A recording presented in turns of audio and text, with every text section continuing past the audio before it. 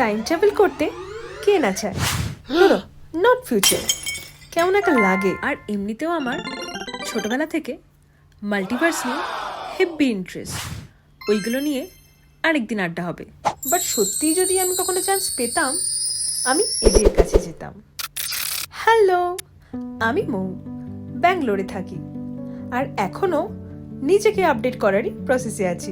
প্রথমেই যেতাম এই টিনেজ মৌয়ের কাছে, বলতাম, ভাই এত না নিজেকে ডাউট করিস না, তুই যা পারিস সেটা এখনো তুই নিজেও জানিস না, কনফিডেন্সটা না আর একটু ইনস্টল করতে হবে।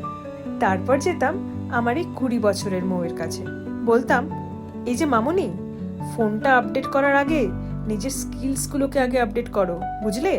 আর প্লিজ সবাইকে খুশি করার প্রজেক্টটা না এবার কুইট করো। তারপর যেতাম আমার এই 25 বছরের মৌয়ের কাছে, প্রথমেই ওকে একটা টাইট হাগ দিতাম। তারপর বলতাম, কেউ তোর কথায় কষ্ট পাবে বলে নিজের মনের কথাগুলো চেপে রাখিস না, এটা কাইন্ডনেস না পাগলি, এটা সেলফ ড্যামেজ। আর যে রিলেশনশিপে শুধুই লায়াবিলিটি আছে, অ্যাসেট নেই, সেখানে এত ইনভেস্টমেন্টের দরকারটাই বা কি? আর মিররের ওই মেয়েটাকে একটু চান্স দে, দেখবি আর আলাদা করে বেস্ট ফ্রেন্ড লাগবে না। ও তোর জন্য সবার থেকে বেশি ফাইট করবে। মাঝে মাঝে মনে হয় যদি সত্যি এগুলো বলে আসতে পারতাম, হয়তো অনেক কিছুই বদলে যেত। কিন্তু আবার মনে হয় তাহলে আজকের আমিটাও তো তৈরি হতো না। তাই এখন আর এসব নিয়ে ভাবি না, শুধু চাই পরের ভার্সনটা যেন আজকের আমাকে নিয়ে গর্ব করে। এখন হয়তো তোমরা ভাবছো, এত কিছু জানি যখন, তাহলে কি আমার কোনো রিগ্রেট নেই? আছে, অনেক আছে।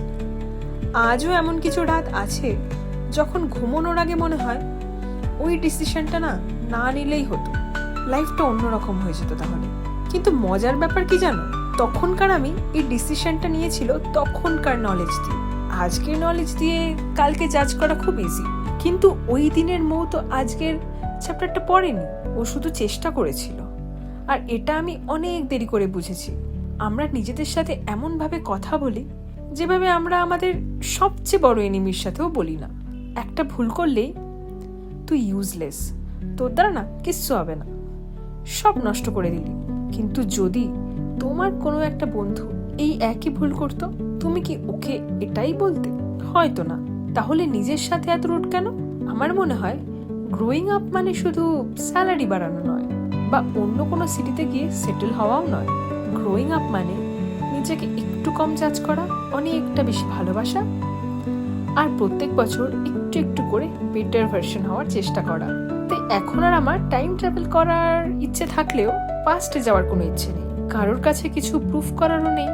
শুধু একটা হোপ আছে, যেন 40 বছরের মৌ কোনোদিনও ফিরে গিয়ে 30 বছরের মৌকে বলে, থ্যাংক ইউ রে, সব ঠিক ডিসিশন ছিল বলে না, তুই হার মানিসনি।